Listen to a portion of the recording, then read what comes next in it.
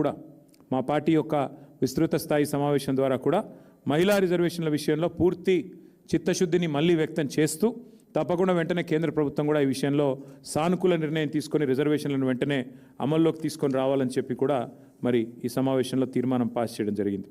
దాంతోపాటు మరి ఎస్ఐఆర్ అనే కార్యక్రమం ఏదైతే ప్రారంభం కాబోతా ఉందో ఆ విషయంలో కూడా చాలా కూలంకషంగా ఈ సమావేశంలో చర్చ జరిగింది. స్పెషల్ ఇంటెన్సివ్ రివిజన్ పేరిట మరి వెస్ట్ బెంగాల్లో దాదాపు 95 లక్షల ఓట్లు తొలగించడం జరిగింది.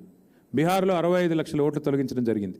అట్లాగే రేపు తెలంగాణలో కూడా మే నెలలో ఈ ఎస్ఐఆర్ అనే కార్యక్రమం ప్రారంభమవుతా ఉంది. కాబట్టి ఈ విషయంలో పార్టీ మొత్తం కూడా టాప్ టు బాటం గ్రామ స్థాయి నుంచి మొదలు పెడితే బూత్ స్థాయి నుంచి మొదలు పెడితే స్టేట్ స్థాయి దాకా కూడా ఫోకస్ చేయాలని చెప్పి మా పార్టీ అధ్యక్షులు దిశానిర్దేశం చేశారు.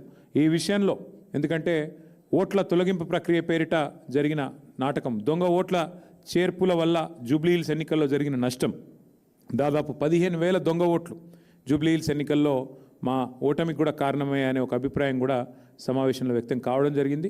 దానిపైన పార్టీ అధ్యక్షులు కూడా స్పందిస్తూ ఎస్ఐఆర్ జరిగే క్రమంలో స్పెషల్ ఇంటెన్సివ్ రివిజన్ జరిగే క్రమంలో పార్టీ శ్రేణులు క్రియాశీలంగా ఉండాలి, యాక్టివ్గా ఉండాలి, తప్పకుండా మరి వెంటనే ఎప్పటికప్పుడు స్పందించాలి, ఎక్కడికక్కడ మరి అధికార పార్టీ చేసే ఆగడాలకు అడ్డుకట్ట వేయాలని చెప్పి కూడా తీర్మానించడం జరిగింది. ఎక్కడికక్కడ పార్టీ క్రియాశీలంగా top to bottom booth level to state level పనిచేయాలని చెప్పి కూడా సీరియస్గా ఆదేశించడం